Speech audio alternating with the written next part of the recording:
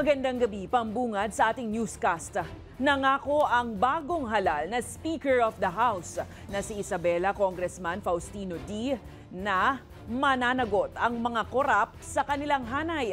Panawagan ni D sa publiko, bigyan ng pagkakataon ng Kongreso na itama ang kanilang mga pagkakamali. Iginiit naman ni late Congressman Martin Romualdez na kanyang pagbibitiw bilang Speaker ay hindi pagsuko, kundi para bigyang daan ang malayang investigasyon sa katiwalian sa infra projects.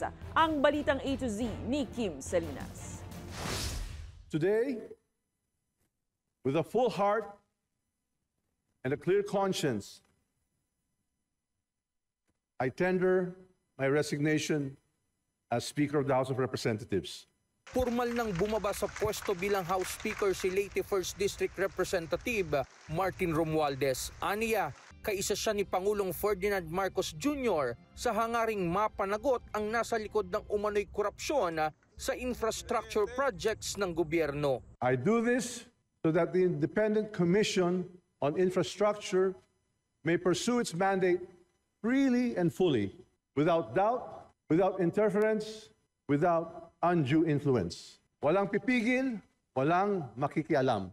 Let the truth emerge and let justice be done. Una nang sinabi ng mag-asawang kontratistang Curly at Sara Diskaya sa Senate hearing na pangalan umano ni Romualdez ang ginagamit ng ilang kongresista sa bigayan ng kickback sa infra project, bagay na una nang itinanggi ni Romualdez. Kanina, iginiit ng dating speaker na ang kanyang pagbibitiw ay hindi pagsuko. I step down not in surrender, but in service. For sometimes, the greatest act of leadership is the grace to let it go, so that this institution may endure stronger than ever before. Pabor naman si Iloilo 3rd District Representative Lawrence Defensor sa pagbabago ng liderato. It's one of the option, and I think it's a good place to start if we want to rebuild the House of Representatives and gain public trust. Giit niya, dapat may mapanagot sa korupsyon sa pondo sa flood control projects. And what happened with the budget and the implementation of the hundreds of billions of flood control, it is the highest form of plunder. Sa pagbibitiw ni Romualdez, agad na ninominate ni na Representative Ralph Tulfo at Representative Tony Petalbano si Isabela 6th District Representative Faustino Boji D. III. We have to move on at naandyan na, no? We have magkakaroon tayo ng bagong liderato ng House at naandyan si Speaker Boji D. na tingin ko sinusuportahan naman ng mga majority ng mga congressmen.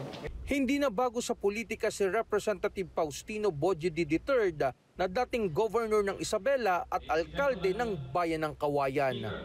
253 ang botong nakuha ni Representative Boji D. at nakuha niya ang pwesto ng speakership ng House of Representatives, habang 28 naman ang nag-abstain at 4 ang mambabatas na hindi bumoto.